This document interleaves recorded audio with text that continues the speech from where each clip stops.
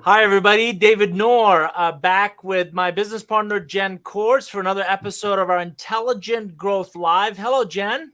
Hi, Noor. How are you? I'm great. Thanks. Good to see you. And for our audience, delighted that you could join us today. If you're new to our live streams, we typically broadcast them from the Noor Group channels on LinkedIn, Facebook, YouTube, Twitter.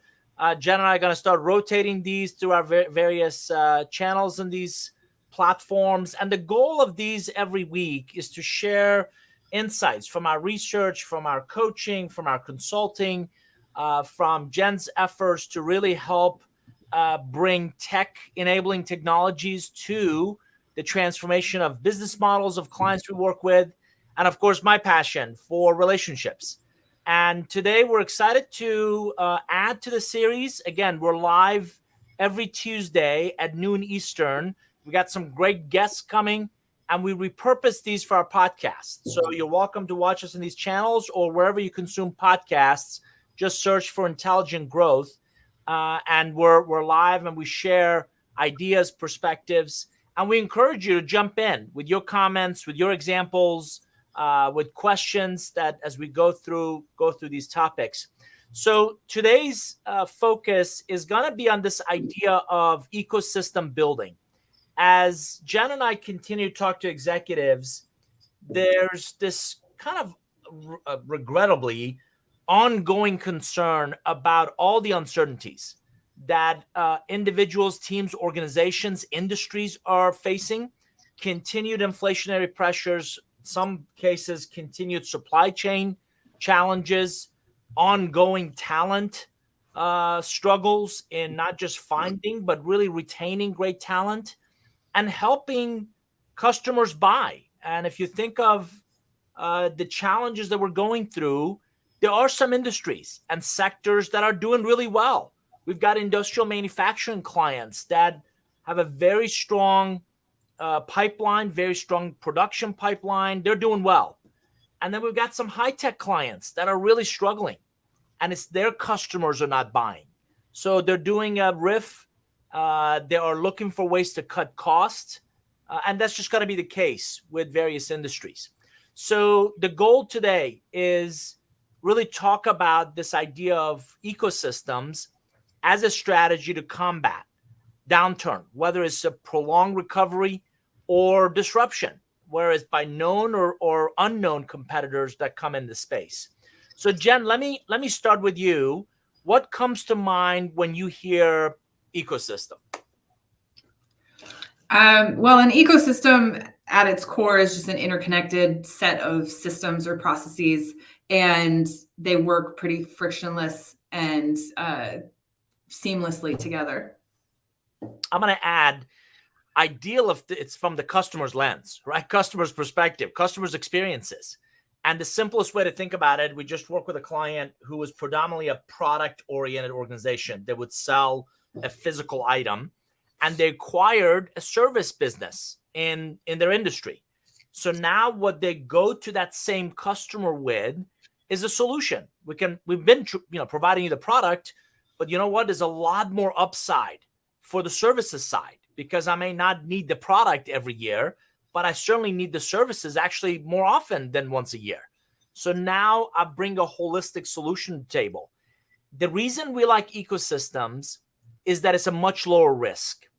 And if you bring relevant relationships that can serve that customer, you don't have to go at it alone. A lot of people are thinking, well, this is our core business. This is what we do at our core. How do we generate non-core revenue opportunities through these adjacencies? And again, we're going to talk a lot about this. You don't want to go off the deep end. You don't want that adjacency to be so off the core that you start to confuse people. We do growth consulting. If I start talking to our clients about cooking, right, I'm going to confuse the heck out of them because my favorite thing to make is a reservation. So how do you generate non-core revenue with relevant adjacencies, with relevant extensions of what your customers need, are interested in, are struggling with, are looking for you as a trusted relationship to provide that you may not provide today. And we'll give you some of our own examples. We'll also give you some client examples that might be useful. So if you think about it, increasingly, I'm going to share the slides. There we go. Both are SaaS-oriented businesses. So whether, Jen's working with a couple of fintech companies and cybersecurity clients, and I'm helping, hyper growth companies, funded, big market opportunity in front of them. They're already in that kind of a subscription economy business. Or if you think of mid-market, traditional mid-market, or even enterprise companies that would traditionally have sold a CapEx business, inevitably they're looking for OpEx opportunities. They're looking for, how do we drive intelligent and profitable growth in the subscription economy? And within that subscription economy, what Jen and I have been researching and talking to a lot of executives about is really a different approach than we have done with transactional selling. So transactional selling, I've got a product, I sell you the product, I get my invoice paid, we're done. Now it's a little different. So Jen, talk about how does that customer interaction, customer relationship differ when we have to go back and re-earn that relationship in many ways? Well, it's really changing the way you frame the relationship. Instead of being a vendor and a transaction, as you mentioned, actually being a partner and being a trusted advisor on their journey. And so really helping them find solutions, find ways to apply your product or service into their ecosystem in a way that makes the most impact. And it's really interacting with them on more than just an annual basis. Like you need to have conversations with them, if not monthly, at least quarterly, to check in and see how they're doing. And that's where marketing, sales, and customer success can all work together to ensure that the customer has the education that they need about your products and services, but then also customer success allows them to actually get the tactical value that sales has then promised. So it's very much this infinity loop that you're looking at. If you're able to join us live and see this, we call this the customer lifecycle journey maturity model. And we're really excited to partner with a company called Versalytics in creating a scorecard. So beyond your gut feel and intuition, and I've been at this company for a whole bunch of years or in this industry, and I kind of know what our customers want and need and what we do really well and where our struggles are. That's our global research. Now we can start to assign quantitative data.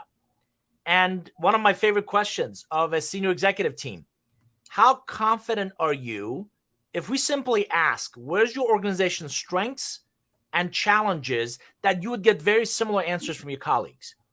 Because depending on where you sit in that infinity loop, as Jen mentioned, marketing, sales, customer success, finance, IT, HR, legal, right, field, marketing, engineering, product, you're going to get a very different lens of those customer interactions and that buying journey. And the buying journey doesn't have an end. The buying journey in this case is ongoing. And at every stage, make no mistake about it, they have options. They have choices. And they can choose to work for you. They can choose to invest in you. They can choose to buy from you, or they can choose to ignore you. So if your campaigns are getting pitiful responses, or if you're not getting repeat or referrals, think about it a second. Every referral is a recommendation. If your organization, if your product, services, clients are not getting referrals, this is a really good time to ask, why is that? Because one of the things I coach clients to really think about, the relationship starts at 4 when they buy. Because all the left is a promise. It's that brand promise. It's the promise of your products and services. To the right is equity.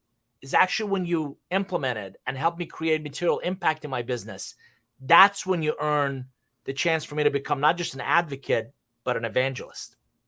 So PwC recently, and we've talked a lot about this, does their annual CEO research, CEO survey.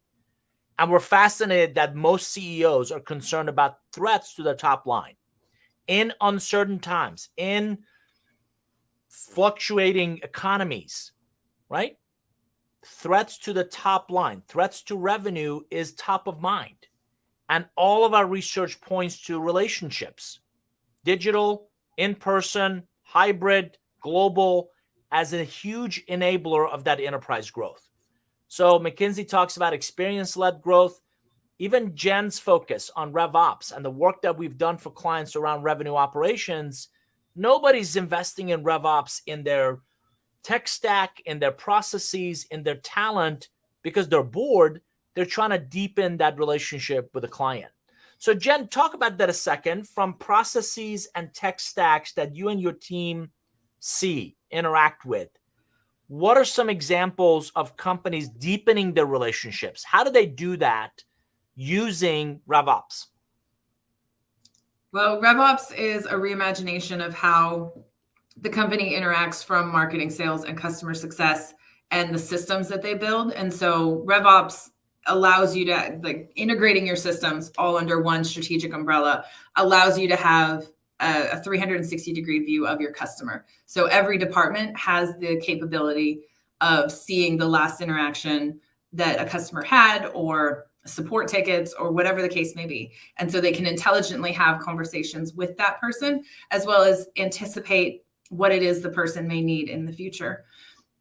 And so one of the ways that I'm seeing them do that is a lot of technologies like Salesforce or Lean Data or even Outreach. They have features and functionality that allow you to listen to what the customers are doing and what they're searching for and how they're interacting with their product, and allows it to be distilled up into a report that then has actionable insights on it. Side note, one of the things I love about doing this live is you get old friends to show up. I'm not calling Scott Ettinger old, even though that may be the case, but great to see Scott. If you don't know Scott, a phenomenal sales coach, sales advisor, he does a lot of sales training. So Scott, good to see you, my friend. And he's commenting on great model for customer lifecycle. Jen, side note, remind me to invite Scott to come be one of our guests. He is delightful to be around.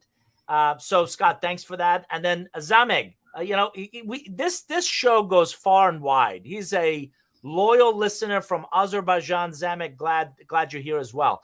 So whether you're this idea of intelligent and profitable growth, we believe is as relevant, whether you're expanding, whether you're trying to integrate or optimize your business model, your go-to-market strategy, your roll-up, or you're transforming it. This notion resonates. This notion of growth at any cost is short-sighted at best, dangerous at most.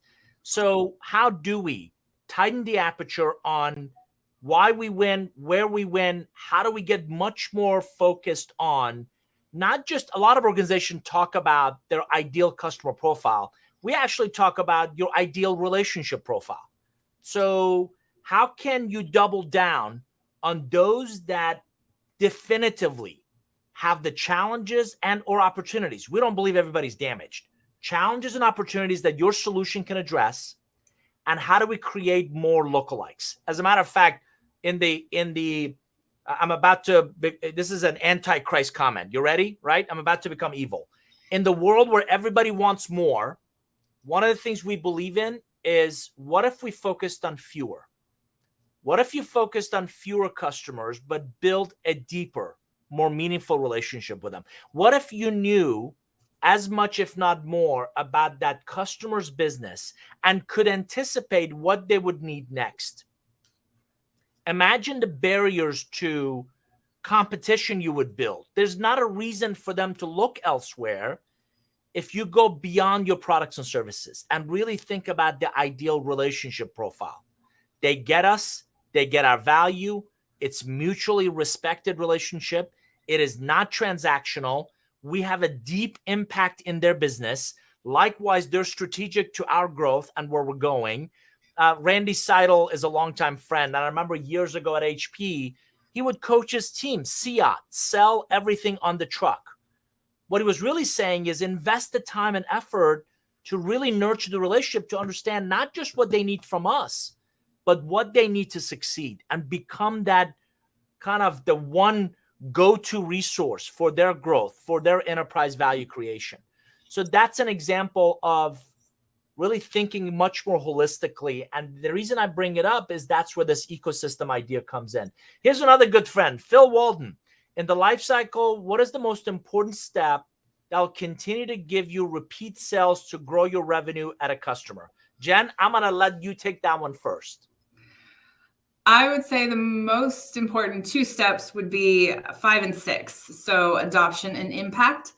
The adoption and the stickiness of your product and actually getting people to engage with it and use it on a day-to-day basis and seamlessly incorporate it into their work is the only way that they're going to really find value in it. And that adoption comes with enablement and training. It comes with webinars, and it really comes from the customer success side of things. And then 6 is impact. And that's really helping them find the quick wins and finding ways to shorten their sales cycle or shorten their communication cycle or whatever it is that you promise them. And what your service does is helping them see how you've provided that value and delivered on that promise that you made in step 4. So I'd say 5 and 6. Love it. I'm gonna overlap and get just a different lens. So I think 6 and 7. So Jen is exactly right. Only when a product or service or solution company creates material impact in their customer's business, you've given me now incentive to not just repeat, renew, but now explore buying more.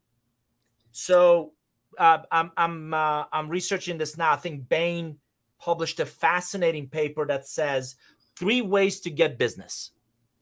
Repeat from somebody who already knows you, likes you, trusts you, respects you, gets value from you.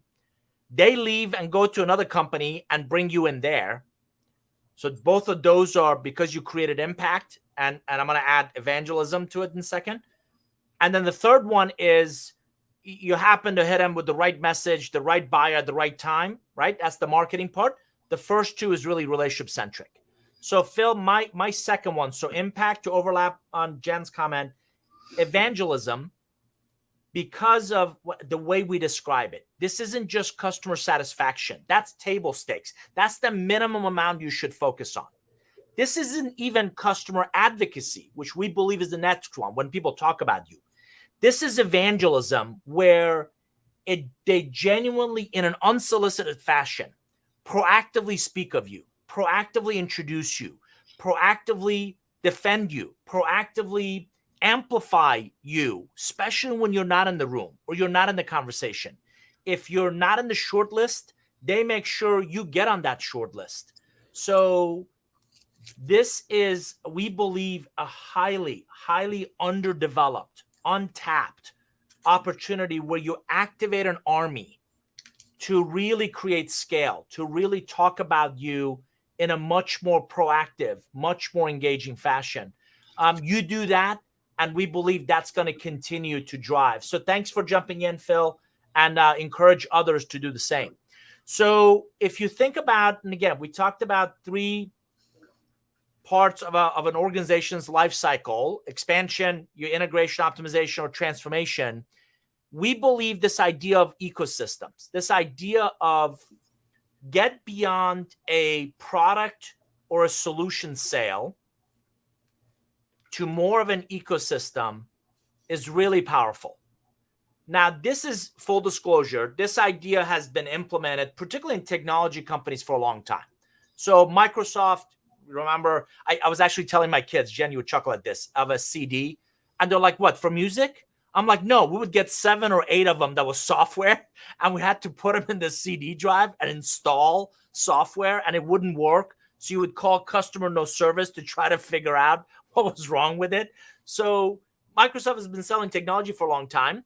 They have integrators and value-added resellers and others that would bring additional hardware, networking. So in essence, a solution, that ecosystem solution for the software to work. I worked for a hardware company. I always believed hardware was a necessary evil. I needed the hardware to run the software to solve my problem. Now both of them are become a kind of a necessary evil, because now I can use a lot of cloud-based kind of tools. But when the customer on the left-hand side is at the bottom, really understanding what they need, and the complementers are going to be the closest. The core of what you offer is really what they're buying. The suppliers that are beyond that is beyond the core. That's on the left. Now imagine customers at the bottom, a platform, an ecosystem where now producers contribute to it and it benefits customers in a very different way. That's a very simple transactional ecosystem, but it's critical that that customer is at the center. The value proposition is now at the center, where multiple people, you do not have to go at it alone. Multiple people contribute to what that customer needs from the ecosystem. And it is unequivocally about relationships. The relationships that producers build complementary, the relationships that the platform or the ecosystem build with its customers, and how it creates value on a consistent basis. Jen, your comments on this? Well, I would say to your example with the software company, excuse me, Microsoft specifically, and a lot of other software companies, as they have evolved and as business has evolved, they've gotten really smart where they have created sort of a land and expand model. You can buy one standalone or independent piece of their entire ecosystem, and it'll work just fine, and it'll play nicely with your other tools within your stack. But the nice part about it is that they usually have additional solutions that you can piggyback. And so then you become like a Microsoft shop, or you become a Google shop. And so then you're using all the tools that they do have, because that company has already thought through how they all work together, and it creates that frictionless environment. And so that independent yet part of the whole is a really smart move that a lot of software and digital cloud-based companies have leveraged over the years. So anytime I see graphs like this, what and a question, and again, I recently posted a LinkedIn comment of, if you want better answers, ask better questions. And what I often tend to think about is, why would we have a really good core business today? Why would I, and Jen and I have heard this, why would I dilute my core business to get into any kind of an ecosystem? And I think that's the wrong question to ask, because you're not really diluting. If there's an opportunity for you to expand your market access, think of customers you're not serving, you're not reaching through your existing offering. We see a lot of this in industry verticals, right? So you've served architecture, construction, engineering space for a long time. Guess what? Law firms have some very similar needs and very similarly complex needs as that industry. So with some nuances, with some maybe a partnership, could your solution expand to other verticals? Can you strengthen the core through complementary products, services? Can you extend the reach? The whole Salesforce, Jen, what is it called? The developer program, the whole Salesforce kind of app developer program. The Trailblazers? Yeah, it's intended to build extension of what we use Salesforce for, right? And it's not just them. Obviously, the Apple app environment is a big example. Protecting your core business from other ecosystems, tapping revenue pools that are adjacent to the core, launching new ventures separate from the core. These are all examples of why and how you would think about really getting involved with an ecosystem. Anything I missed, Jen, before we move on to dimensions? Well, I would also say that with your ecosystem, if you have a really strong core business, instead of just choosing or deciding that you're going to go in another direction, ask or look at your data of what the customers are doing, or what other systems are you coming up against in competition that you're not meeting those needs. But your customers are really going to be the ones that help identify where else you could go and what other needs they're trying to solve, and how you can play in those other arenas. I love that. I had a conversation with a CEO I'm coaching, I think this last week. They send out some great information. Here's all the great stuff that we're doing. I said, what's your feedback loop mechanism? Oh, well, we don't have one. Like, it's a missed opportunity if you're not constantly getting and keeping your finger on the pulse of what, not swath, right? I think it's always dangerous to paint with a very broad brush, but individual customers are thinking, what are they feeling? What are they doing? What are they struggling with? What else would they want to do with your value prop and or combination of yours and others that they're not doing today, they're not taking advantage of? That's another reason Jen and I both agree on impact. And I believe that evangelism, if you nurture that relationship for that customer to candidly talk to you about what they are and what they're not doing with your product, with your solution, with your platform, then I believe it opens up all kinds of really interesting conversations about where this could go. So on that note, really important to focus on different dimensions of a business ecosystem. A lot of people think about the strategy and they think about the technology. Those should be the bookends. There's a whole lot of other things in the middle that I think would really, really benefit every organization thinking about where and how we play this. Now, Gardner produced this image. It's part of the Smarter with Gardner lens. But if you look at the dimensions, right, from the strategy of, where and how should we play, obviously to the degree of openness. Is this a closed environment? Is this public? Is this private? Is this hybrid? To really the participants.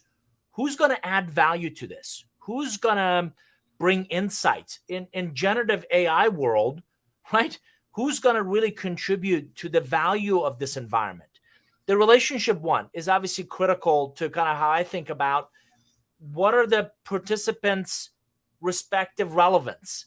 Who else is going to bring complementary, not necessarily competitive offerings to the table? What are the different facets that the customers need in their search that, again, that value exchange is going to be critical, that they're going to reach out to these different producers, if you will. Industries or different parts of the industry is critical. And then the complexity of it. I'm a big believer of keep it simple, add enormous value early on, and then bolt on additional functionality. The audience is going to chuckle. Jen and I both ride motorcycles, and everybody buys a OEM or stock motorcycle, and it's the reason I bring that example. It's one of the highest ways you can personalize it. And then little by little, you add exhaust, you add windshield, you add luggage, the motorcycle is the core. The opportunity is the aftermarkets and the add-ons. And without knowing it, the industry has created an ecosystem where, here's what you need to hear. An average motorcycle rider will spend 1.4 to 4x the cost of the motorcycle on accessories, experiences, aftermarket, on and on and on. So it's an ecosystem that they have yet to tap into, by the way, because they're all playing an individual game versus how do we coalesce? How do we bring in the best of all that we do? But that's just one example of these dimensions. Jen, comments on this? Well, I would say to your comment about complexity, it's definitely you want to make it seamless and frictionless for the customer while delivering that high level of value. Because if you make it super complex, then they have to jump through a ton of hoops, or you have 12 vendors, like they're not gonna want to play. And by having it be so complex, they're gonna turn off and they're gonna turn away. And then from the openness perspective, that goes back to your comment earlier about the feedback loop. It's really important to ask critical questions of your customers and those that are engaging with your ecosystem of what else are they trying to solve? What other problems or solutions could you provide to them? Or if they are doing something different with your technology that's not what you intended it to be, ask why. Like, how did they come up with it? In what ways is that providing value to their teams? And then bring that feedback back to your product team. And maybe it is a add-on feature or functionality that you then incorporate because it wasn't a solution that you guys didn't think of from the get-go. For our audience, if you just joined us, Jen Core is my business partner. We're talking about this idea of ecosystems, really doubling down on business ecosystems as a strategy to combat this kind of elongated economic recovery, downturn, disruption. When markets get cyclical and they get challenging, that's when really scrappy leaders, creative leaders double down on, we believe their relationships. How do we extend? How do we expand our relationships to better serve those customers? And when reaching new customers becoming increasingly more difficult, how do we focus on fewer, the ones who know us, like us, trust us, we've added value to add additional value, to go deeper and really ensure that they're better off because we're in a relationship. So I love this. Phil's getting his money's worth. Great example. What's the secret sauce in getting your customers to buy 1.4 to 4 times as much product or services, just like building the best motorcycle? So Phil, I'll take that one. Here's what, if the listeners audience are looking for a litmus test, a checklist of when and how or why I would identify ecosystem opportunities, I would submit number one is fragmented demand. So in the motorcycle example, I buy my motorcycle from one store. No store is going to have everything. Even though there's an Amazon-like provider and they've done a great job in educating and all that, I'm going to, the most credible source in many industries is word of mouth.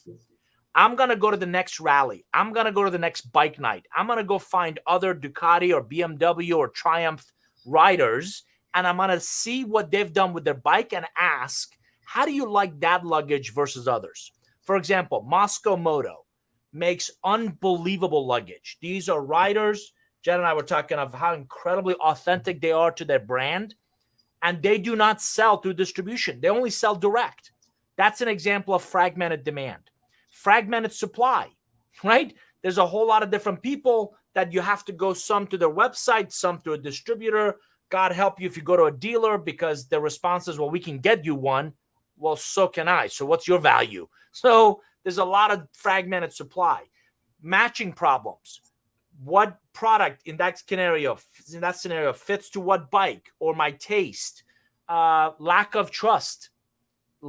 In many industries a lot of people are not trusted, right? Because of the shenanigans they pull.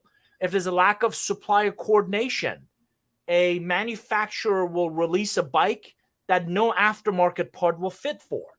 And in a bizarre way, they change the fairings, the skin of the bike from one year to the next. So if you go buy a windshield for a 2020 model, it won't fit a 2021 model. Asinine. Lack of any kind of, I wrote a book on this, co-creation, co-innovation. Everybody's so afraid of, well, who's going to own that IP, or who's going to own that, that protect that legally, that they forget that the customer is at the center. And if you focus on their needs and co-create something, none of us have all the answers. That customer is going to be elated. So that's how, Phil, I believe you can identify opportunities to get additional mind share and subsequently wallet share from existing relationships who know you, like you, trust you, respect you, believe in you, and want to do business with you. Jen, anything to add to Phil's question on the secret sauce? No, I would definitely agree with everything you had to say. Beautiful. So once you have this kind of dimensions in mind, the next thing to really think about is a strategy framework. This comes from our friends over at BCG. And I like this 8. I might add 1 or 2 to it. But you really start by asking the why questions, right? Should we engage in a business ecosystem? What's in it for us to engage? Does this dramatically add value to our core business? Today we do this, like the Target logo. What other opportunities, what other rings could we add to it? Second question, how can we identify viable opportunities? So really thinking through that checklist that I brought up, kind of a litmus test. This is another example of just because we can does not mean we should. As I said earlier, if I start talking about cooking, I'm going to confuse the heck out of our clients, because that's not really core or even adjacency to what we're doing. I call it the tree trunk and the branches. An organization starts with a tree trunk value proposition and they start to branch out. Next thing you know, the branches have become so thin that it completely loses why we got in this business to begin with. Which role should we play in the ecosystem? There are different roles. Do you want to be an aggregator? Do you want to be one of the producers? Do you want to be, again, I use the analogy of center of the plate meal or outside the plate.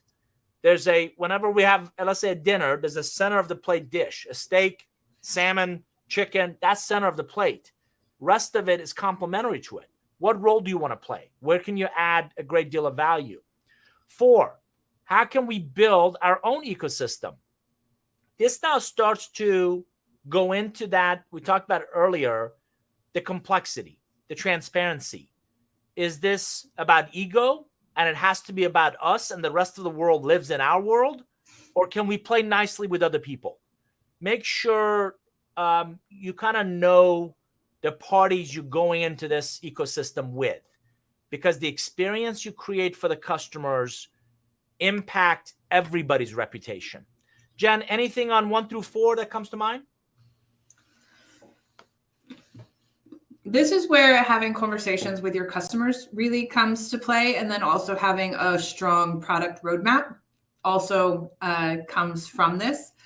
And to your point, making sure that you're staying true to what your core business is, and then finding complementary ways to improve. So, for example, a technology that I love is called Lean Data. And one of the things that they started doing was literally routing leads.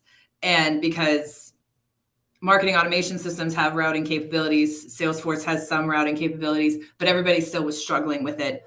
And visualizing how those leads were moving through the system is one of the things that they solved for. And they created this drag drop, almost lucid chart map so you could create lead routing, basically. And then recently they've expanded out to booking meetings because that was, again, another thing that was a struggle for a lot of customers that they were having, is making sure that those customer communications were getting quickly to the sales reps. So instead of relying on multiple systems, they actually found that that's a solution that still people were struggling with and that they could help solve.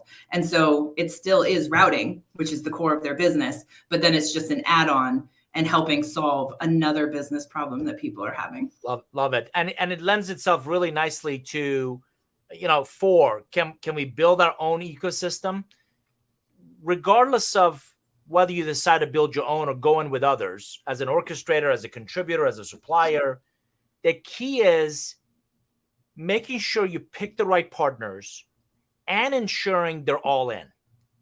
Because this is not something you want to do halfway. This is not something, well, we'll kind of wait and see. You take all the risk. If you fall on your face, well, we weren't involved. You want people in.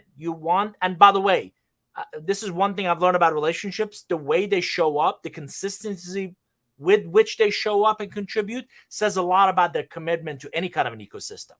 The right kind of governance. Who's going to do what? How can we scale this? Really focusing on scale before you scope. Solving, the cost and the infrastructure question. So all of these things should go into that 4 of, do we build our own? Do we participate with others? Building on Jen's comment, number 5, how can we win against competing ecosystems? Ask. If you believe in the notion that the customer should be at the center of every ecosystem and it's about serving their kind of multifaceted needs, start asking. What else would you want to do with not just our platform, but other platforms that our solution, other environments, other parts of your business that our solution impacts? Eric McCarthy is a longtime friend, VC, PE, and a board member. And I love several conversations I've had with him is, think about your customers. Think about what your customers are trying to do when they go to market as an opportunity to really ask, are there other ways we can add value to their environments? 6, how can we capture value in our ecosystem? Make no mistake about it, then Jen brought up impact. If you don't create value in that ecosystem for everybody involved, you should have no expectations that complementers, suppliers, heck, the customers are going to stick around. So this is what I mean by don't build it because it's sexy or cool or jazzy or all the cool kids are doing it. Can you create real value in the market by how you go to market and the complementary product services that Jen mentioned that you bring to every customer? Finally, 7, how can we benefit as an ecosystem contributor? Again, people get excited at the onset about launching something. Sustaining something becomes equally valuable. And if whatever you're building isn't sustainable in 18 to 36 months, save everybody time, aggravation, and gray hairs. Mine are just leaving. Don't do it. Don't do it because it's not going to, again, you're not going to have the ongoing support to really sustain this over some period of time. Last but not least, how can our ecosystem strategy evolve over time? This is not a George Foreman grill of set it and forget it. You're going to go in with certain assumptions and assertions. You're going to have some beliefs. As you gain traction with customers, you should tighten the aperture. You should tighten the value proposition. You might have to change some players of who is really not contributing, not adding value. We're going to unplug them. We're going to plug in somebody else in that space that is hungry, that is more committed. I found large organizations that are bloated, that are bureaucratic as all get out, to have a really difficult time playing an agile, nimble game. Jen, anything to add on 5 through 8? Nothing really from 5, 6, 7, but for 8, the other things to think about from sort of a evolution standpoint is also geography and also what the market's doing. So if you've mainly focused on North America, as you expand to Europe, there's different rules, there's different players. So find the people that are complementary to your North America counterparts in Europe or in Asia, and the way they do business, make sure that you're addressing that as well. But then also look at market consolidation as the players change in the environment that you're being a partner to. Do you still have the right partner? Are you still aligned with the people that are left in that market?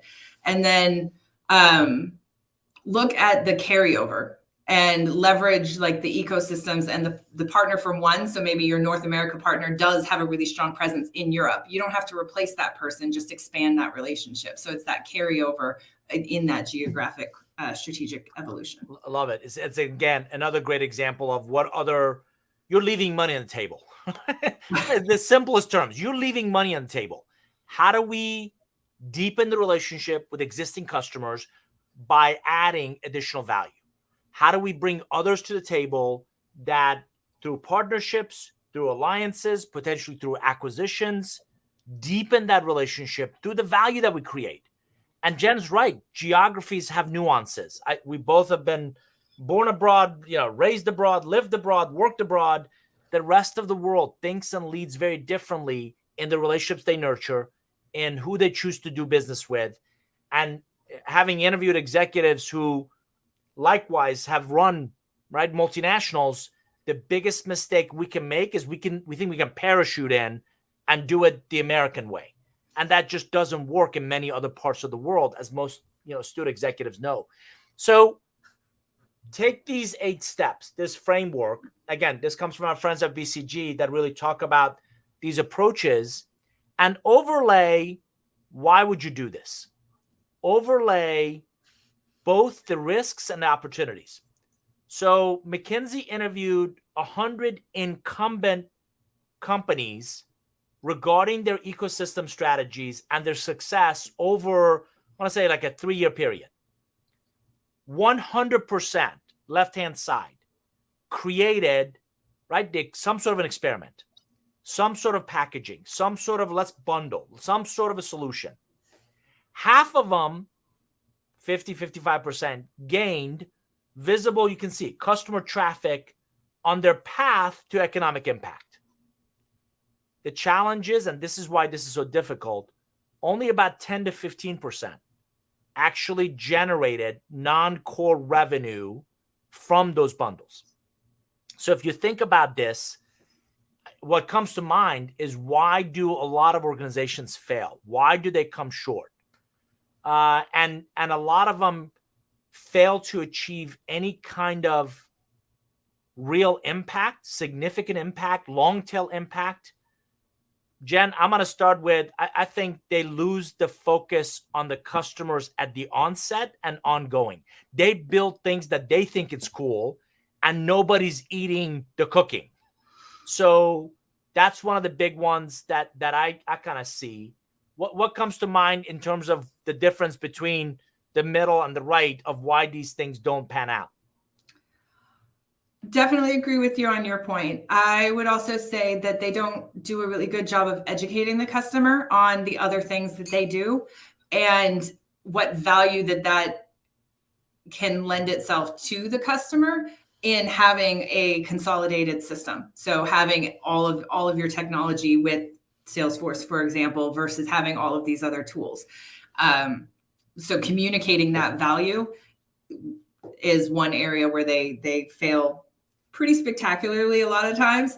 But then it's also that stickiness, coming back to that training and enablement of this is how you can leverage this tool, and here's all the use cases, and asking those really important questions on what problems are you actually trying to solve, and then partnering with that customer to actually solve them with your solution versus just sort of throwing a whole bunch of, well, this is why we're great material at them.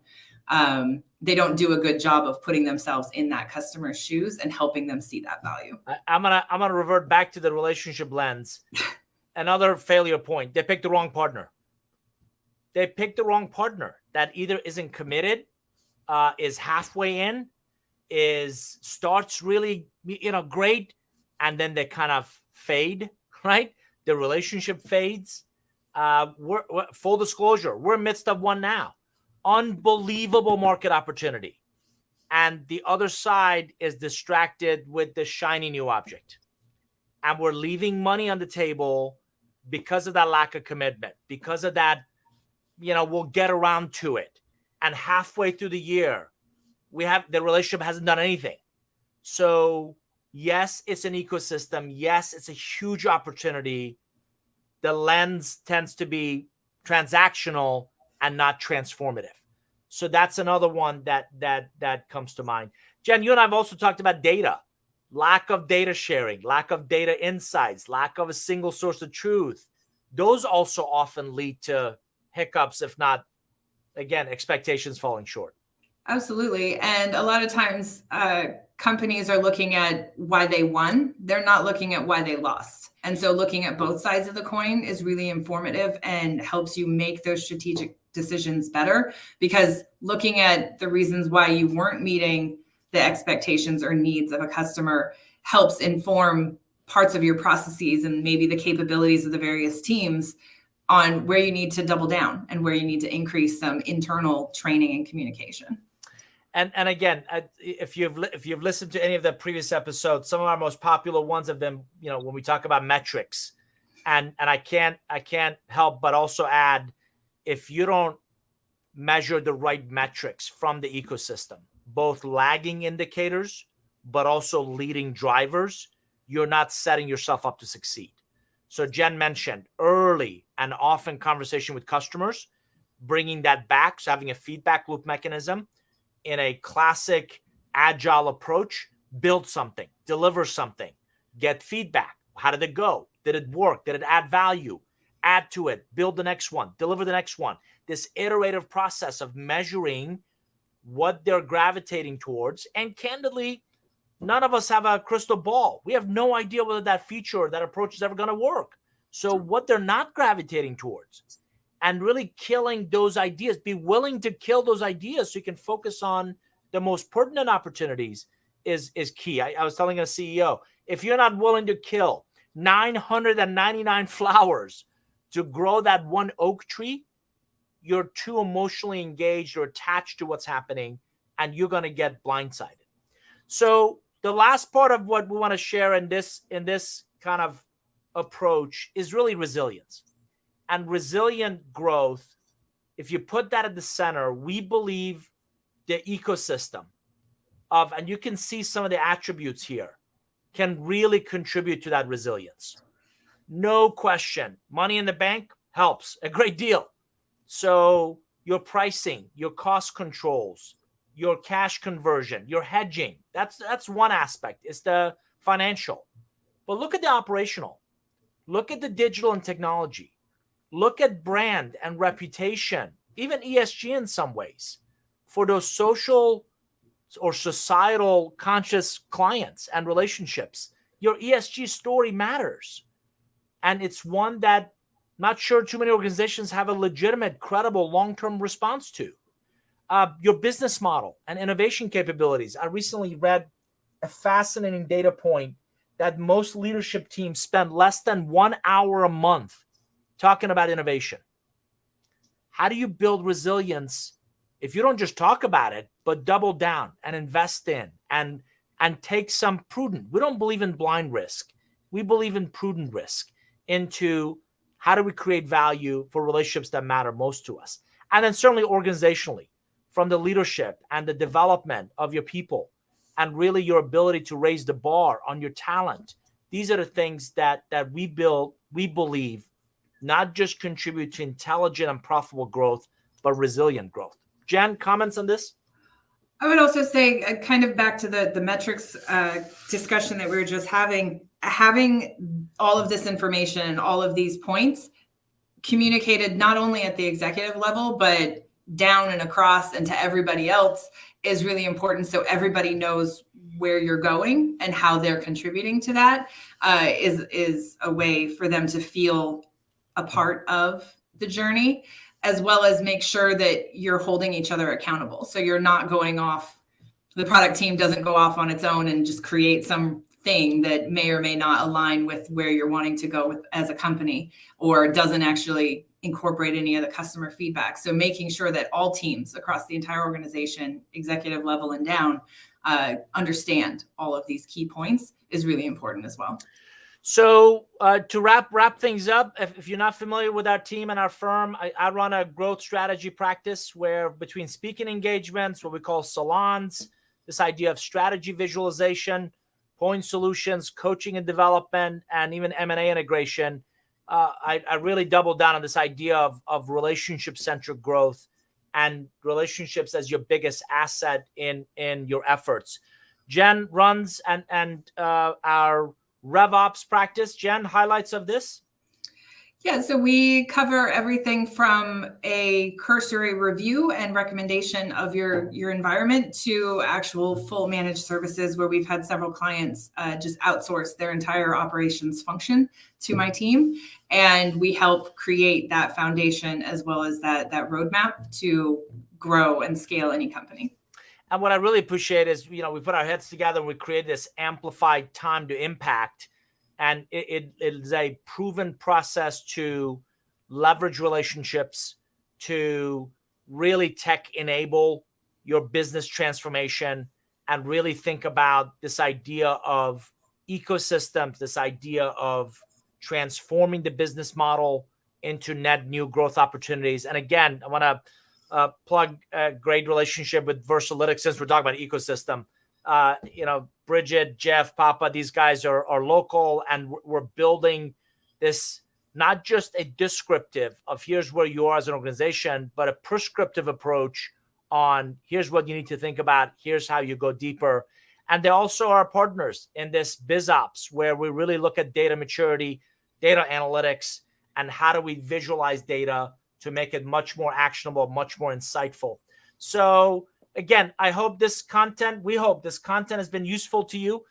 We deeply believe in this idea of relationships as a strategic value creator in your business model, in your go-to-market strategy, and ecosystems are just one example of that. So if you continue to see trends that might be headwind in your business, ecosystems could be a really interesting approach in how do we put that customer relationship at the center of all that we are, all that we do, all that we're about, and really ensure that they get a much dramatically greater value from who we are, what we do, and the value that we create for them.